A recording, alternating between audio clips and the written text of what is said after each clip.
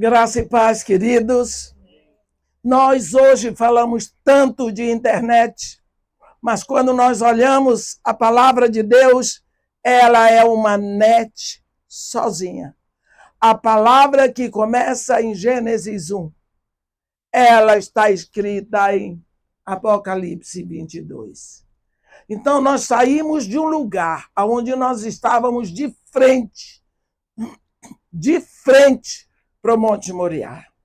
O lugar onde Deus fez o seu juramento. Nós ouvimos ali. Abraão, porque tu não me negaste o teu único filho que amas. Eu juro por mim mesmo que não negarei o meu único filho que amo em resgate por ti, pela tua descendência. Ali naquele monte houve a grande e maior profecia bíblica. A profecia do profeta Abraão. Capítulo 20 de Gênesis. Deus diz para Abimeleque que Abraão é profeta. Qual foi a profecia de Abraão? Lá, a profecia do Cordeiro. É a profecia que cobre toda a Bíblia. É a profecia que se estende pela eternidade. É uma profecia que começa em Gênesis e vai embora, e ela é evolutiva, porque ali um cordeiro morreu por um homem, por Isaac. Depois nós vamos ver um cordeiro por uma família, é a Páscoa. Depois nós vamos ver um cordeiro pela nação, é a festa da expiação. Porque Deus tem um cordeiro para toda a humanidade, e isso nós vamos ver aqui.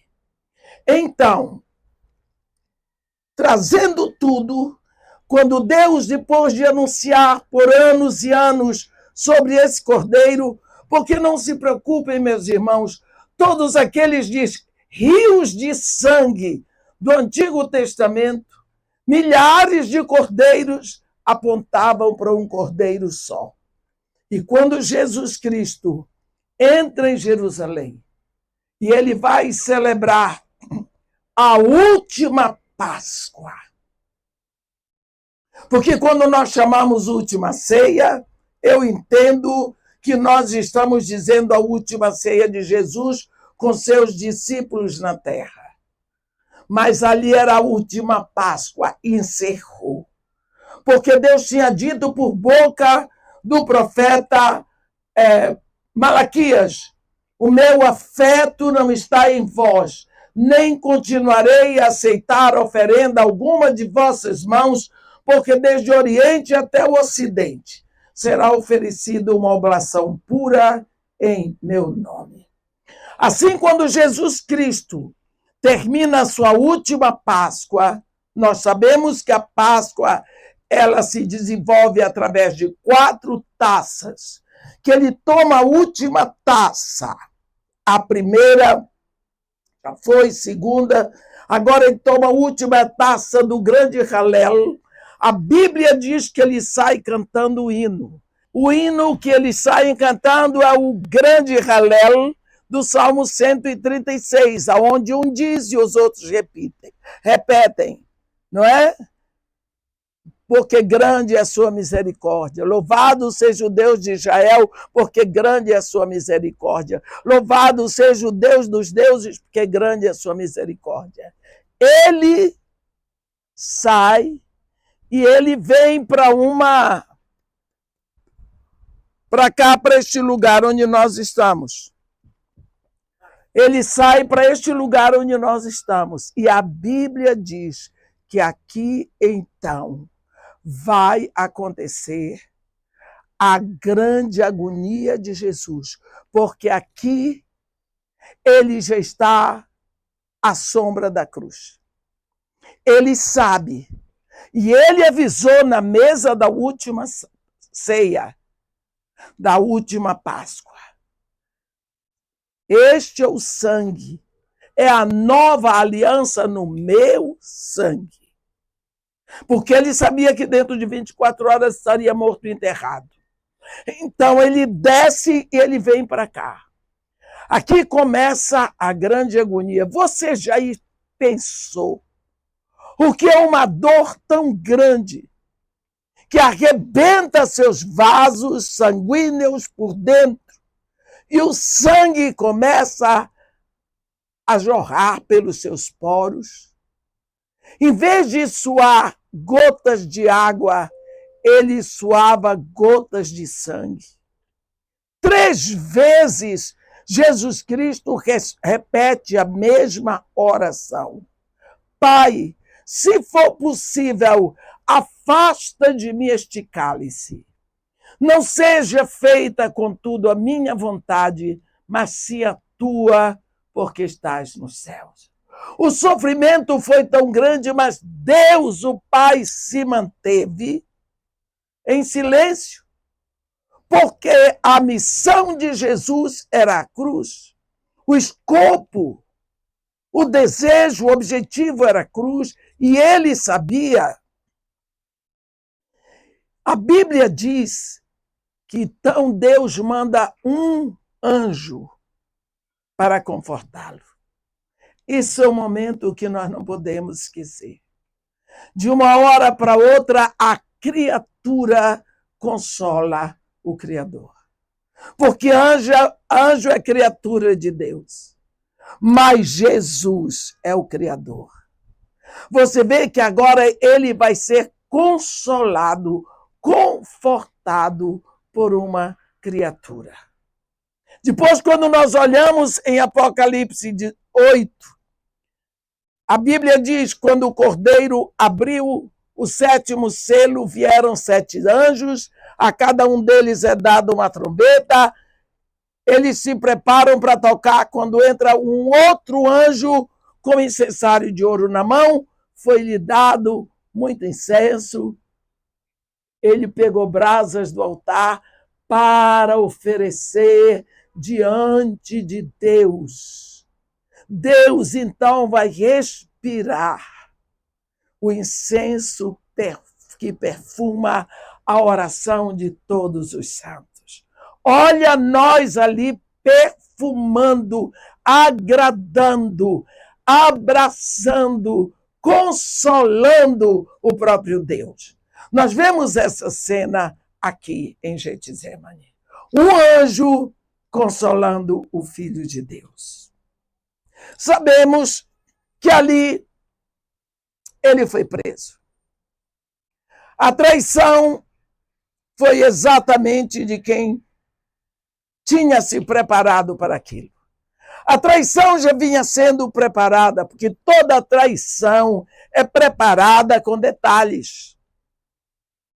E você vê que tantas coisas aconteceram naquela noite. Mas quando Jesus Cristo foi falar, foi revelar aquela noite para Paulo, a única coisa que marcou a noite, Paulo nos diz, e Jesus, na noite em que foi traído. Você já foi traído? Você sabe por que a traição dói tanto? Porque a traição lhe pega de surpresa e ela vem da onde você não espera. Inimigo não trai. Quem trai é amigo. E Jesus deixa isso bem claro. Amigo, com um beijo, tu me traz. Então você vê que aquilo marcou tanto a Jesus e ele vem, e nós sabemos que aqui ele foi preso, e ele foi levado, e se você for olhar, ele vai para Pilatos, de Pilatos vai para a casa de Anás, que era sogro do sumo sacerdote Caifás, de lá Anás manda para a casa de Caifás, de lá ele volta para Pilatos, de Pilatos ele é enviado para Herodes, e de Herodes para Pilatos. Eu queria que vocês pensassem uma coisa. Quantas vezes nós pensamos que o cálice ao qual Jesus se referia era a morte da cruz? Algumas pessoas continuam pensando assim, mas não era. Porque Jesus Cristo veio com esta missão, ele veio com este objetivo, ele tinha que pagar o preço, o dote da noiva, e a noiva era toda a humanidade.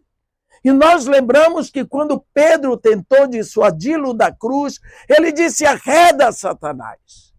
E mesmo na hora que ele ia subindo para Jerusalém, ele disse para seus discípulos: é necessário que o Filho do Homem ascenda a Jerusalém para sofrer muito na mão das autoridades, para ser preso, julgado, condenado, crucificado e morto. Ele sabia. Ele sabia. Ele entrou pela porta das ovelhas. A porta das ovelhas era a porta onde as ovelhas que eram criadas nos campos de Belém e Efrata, existiam pastores que criavam ovelhas quase que em colchão de mola. Tinham que ser ovelhas perfeitas para cumprir todo o requisito de Deus. Essas ovelhas não podiam ter defeito. Então, quando chegava no primeiro dia da semana da Páscoa, essas ovelhas eram levadas, introduzidas para serem examinadas. Eram 3 exames que elas tinham que passar.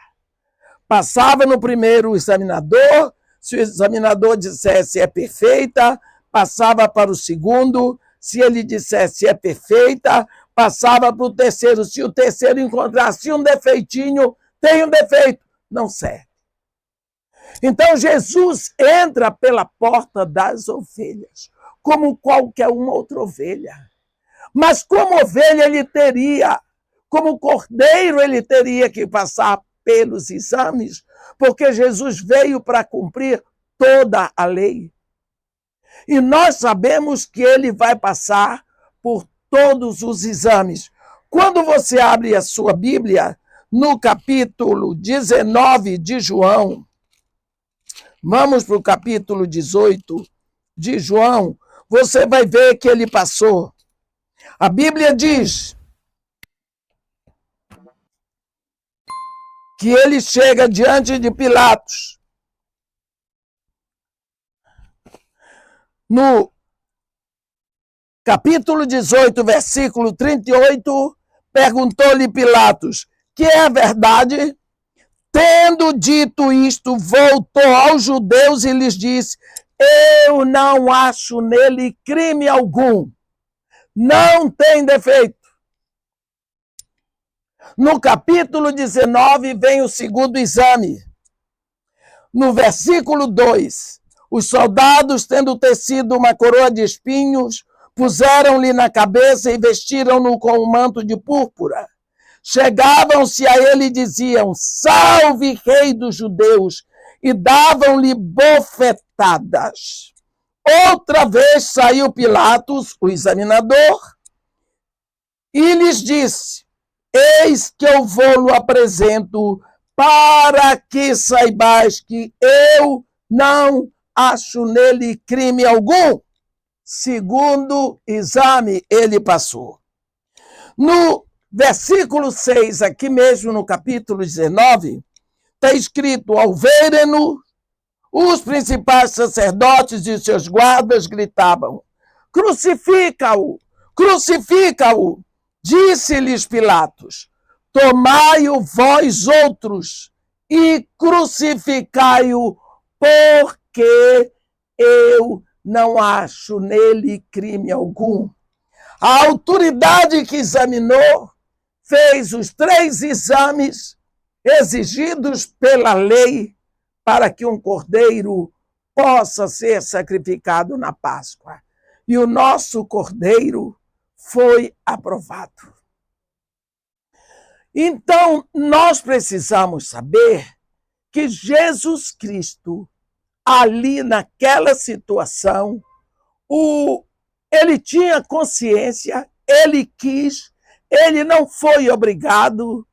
Então, o cálice que ele não queria beber não era o cálice da crucificação. Existe um outro grupo que diz: ah, mas o cálice que ele não queria beber era o cálice do sofrimento moral, emocional. Porque nós sabemos que todo crucificado e todo apedrejado ia totalmente despido. Totalmente despido. Ora, Jesus Cristo, ele tomou o jantar da Páscoa. A Páscoa era um jantar. Tanto que quando na mesa da Páscoa alguém chega na hora de levantar a segunda taça, que a primeira é Kiddush e a segunda é Haggadah, é a taça da explanação. Alguém da mesa pergunta: papai ou vovô, titio, por que este jantar, por que esta refeição é separada de todas as outras? Aí ele vai explicar por quê e tudo o que aconteceu no Egito. Então, Jesus Cristo comeu do cordeiro, comeu ervas amargas, bebeu das 4 taças. Ele comeu, ele era homem. Você sabe o que é comer no crepúsculo da tarde para ser crucificado no outro dia, às 10 horas da manhã? Você acha que esse tempo todo Jesus não teve necessidade de ir ao banheiro? Você acha que algum daqueles brutamontes, me perdoe o termo, chegou para ele e disse: ei, Nazareno, você não precisa ir ali ao banheiro, vou lhe levar? Não!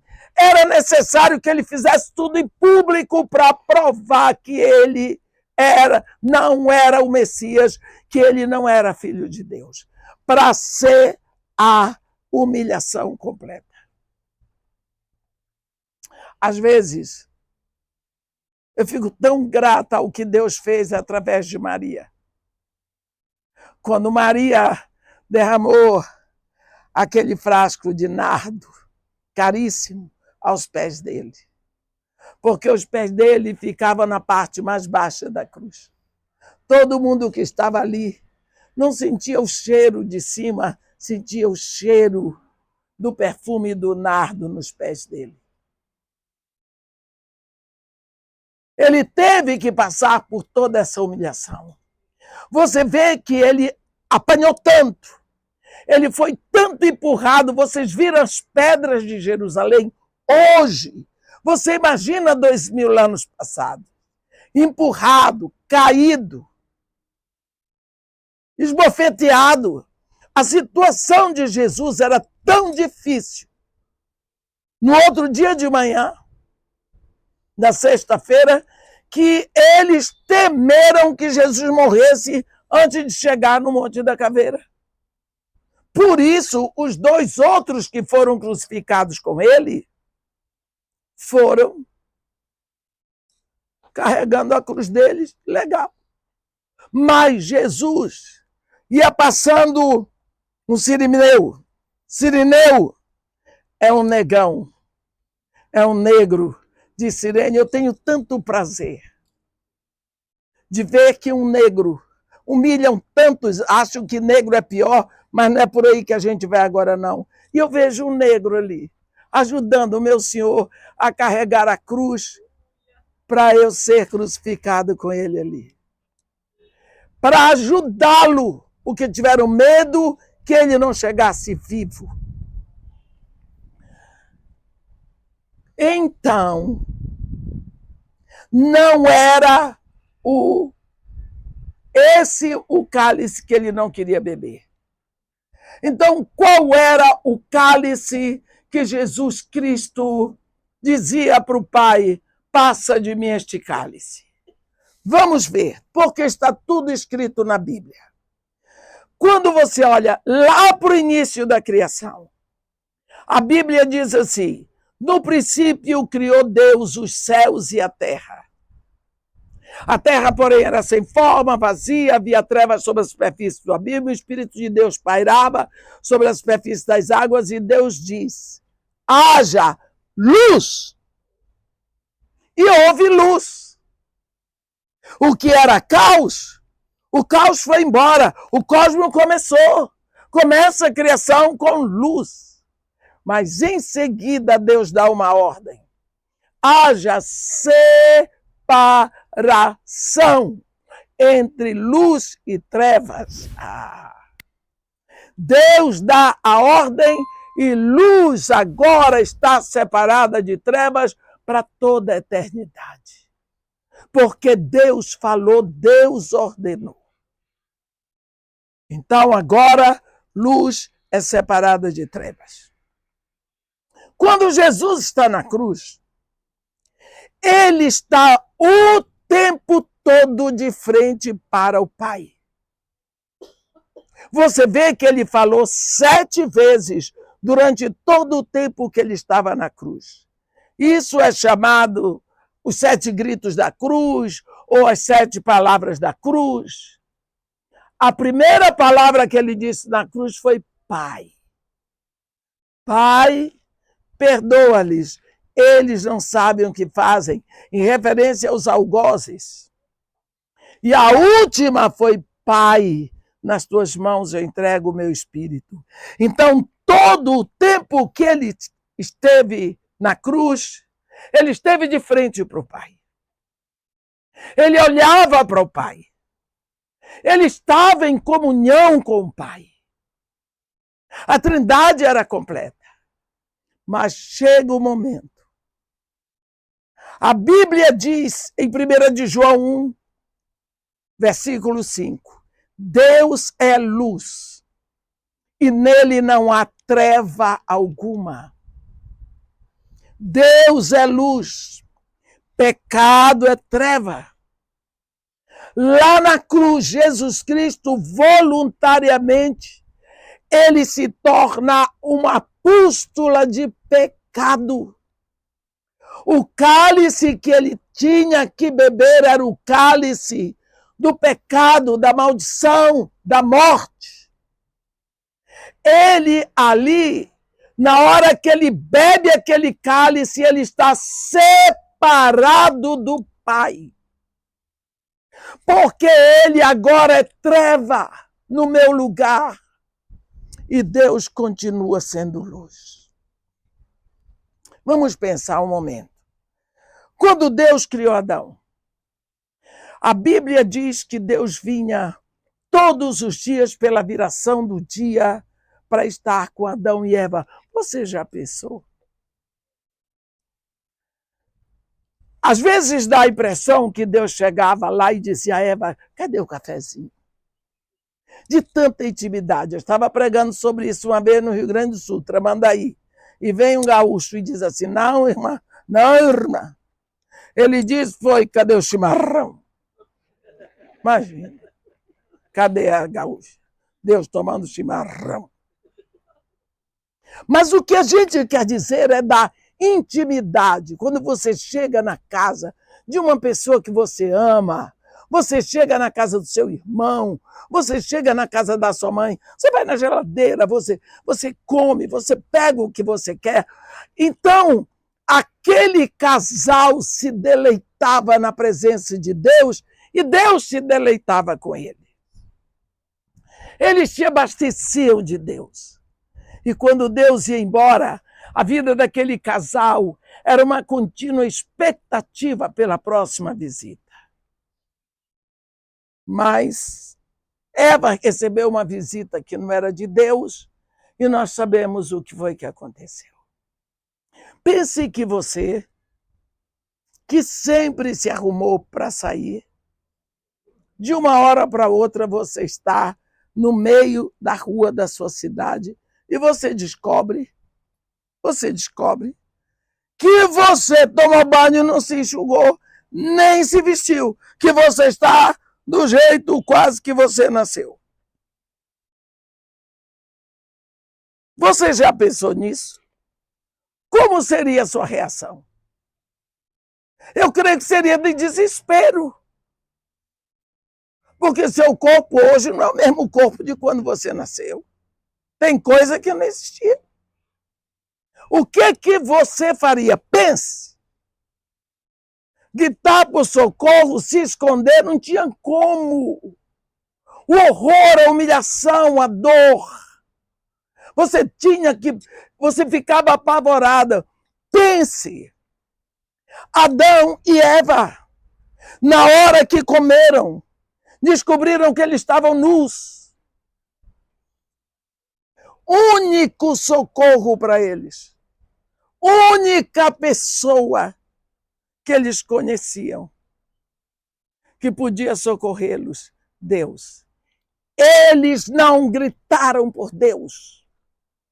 O Deus que nós conhecemos hoje, o Deus de Abraão, de Isaac, de Israel, de Jesus, de Pedro, de Paulo, Deus do pastor João, Deus do Tabir, Deus da Naíma, Deus da Ângela, Deus de cada um de nós, sempre foi o mesmo. Compassivo, ele diz: eu sou o Senhor Deus compassivo, clemente, longânimo, grande em misericórdia e fidelidade. A pergunta fica: por que Adão não gritou por Deus? Deus criou o homem para ele. Você já pensou se Adão grita? A nossa história seria diferente.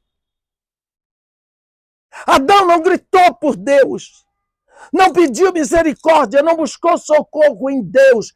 Pelo contrário, Adão correu para o meio das folhas e fez camuflagem. Se camuflou. Desde lá nós usamos camuflagens. Nós procuramos tanta camuflagem, meus irmãos, para cobrir aquilo do qual nós sentimos vergonha. Escondemos, às vezes, o lugar onde nascemos porque nos sentimos humilhados. Escondemos a nossa origem porque nos causa vergonha. Procuramos títulos, procuramos tantas coisas para mostrar que nós somos parecidos com os outros, que nós não somos piores. Nós continuamos a usar todo tipo de camuflagem. Títulos, oh meu Deus, como eu procurei títulos na minha vida para cobrir a camuflagem. Filha fora do casamento, pobre de maré de si. Foi o que eu ouvi desde pequeno e era verdade o que eles diziam. Então eu tinha que provar que eu era melhor, que eu tinha um lugar. Estuda e aprende tudo quanto é instrumento. Para quê? Camuflagem pura. O dia que eu descobri isso, que só pode ter sido Deus, eu joguei fora tudo quando foi camuflagem. Que libertação, meu Deus! Eu não tenho vergonha de dizer que fui fabricada fora do casamento, porque não foi meu pai nem minha mãe que fez, foi Deus. Eu nunca mais, meus cabelos me incomodaram, porque eu sei que foi Deus que escolheu. Nunca mais me incomodou. Eu não preciso de camuflagens. Deus só não mandou ser gorda, mas eu também posso dar um jeito nisso. Nós criamos camuflagem. Eu queria que vocês hoje, num tempinho, descobrissem quais são as camuflagens que vocês usam para encobrir aquilo do qual vocês sentem vergonha. Eles se camuflaram, sabe de quê? De folha de árvores, porque é o que tinha lá no jardim. Eles queriam ser iguais às árvores. Não é isso que nós fazemos com a moda? Eu vou ser igual, porque o que é moda? Moda é imitação dos nossos contemporâneos. Então nós temos que andar na moda. Um tatuou, vou tatuar por quê? Porque eu quero ser igual. Não é assim que se faz? Eu não estou criticando tatuagem, logicamente. Cada um faz o que sente. Mas a gente faz porque os outros estão fazendo. A gente copia. É camuflagem. Porque Adão não gritou. Porque Adão não gritou. Porque Adão não chorou. Adão sofreu a separação. Único homem nesta terra. Sofreu a separação. Sabe, Deus cria um homem que vive em contato com Ele, que vive ligado com Ele, conectado, um homem na terra, para daqui da terra dar o grito que ele queria ter ouvido de Adão. Vem Jesus, e na hora que ele é separado do Pai, separado porque agora ele está nu, agora ele está separado de Deus, ele grita, Eli, Eli, lama sabachthani, Deus meu, por que me abandonaste? E depois disso, ele diz, tudo está consumado. Pai, nas tuas mãos eu entrego o meu espírito, o preço está pago, o meu ministério está completo, eu já fiz tudo o que eu tinha que fazer aqui. Você nunca pôde sofrer a separação de Deus, nem eu. Porque nós nascemos pecadores. A Bíblia diz, em pecado me concebeu minha mãe. Quando que eu senti falta de Deus? Houve sempre o buraco na alma, o vazio da alma, como a samaritana tinha. A ansiedade, a busca de algo mais. Mas sentir, só pode sentir a separação quem já esteve junto. E como nós já morremos, nascemos mortos no pecado, nunca sentimos a separação. Jesus veio aqui, para dar o grito que você nunca pôde dar, que eu nunca pude dar. Ele veio gritar o seu grito para o Pai. Ele veio gritar a sua dor para o Pai. Por que me abandonaste? Foi esse o grito que ele veio, preparado aqui neste lugar, no lugar da prensa, onde ele foi prensado, onde ele foi exprimido, onde foi os seus vasos sanguíneos explodiram dentro dele. Imagina a pústula de sangue que este homem virou. Penduraram ele numa escarpa chamada Monte da Caveira. Porque a erosão desenhou com a chuva e os ventos um desenho como se fosse uma caveira, o Gólgota. Esse monte ficava na entrada de Jerusalém.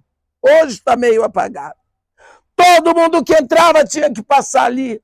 Olhava os crucificados. E aí? Cadê que você era filho de Deus? Sai daí! Vambora, mentiroso! Mentiroso!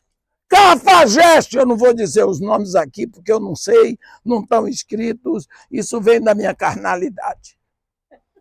Mas tudo ele teve que ouvir, tudo que você e eu merecemos, no nosso lugar. Isso é levar o peso. Isso é carregar a minha mala. Isso é carregar a minha culpa. É carregar a minha morte. É fazer tudo para estar comigo, para que eu esteja com ele por toda a eternidade. Eu, pecadora, ele fez isso tudo para me ter por toda a eternidade. Se fosse preciso, ele faria de novo. Amém? Isso nós podemos lembrar hoje aqui, nesse lugar, Getsemane, Jerusalém, entre o Monte Moriá e o Jardim das Oliveiras. O Monte das Oliveiras. Amém? Que Deus nos abençoe e nos guarde. Que faça resplandecer seu rosto sobre nós. E tenha misericórdia de todos nós. Amém.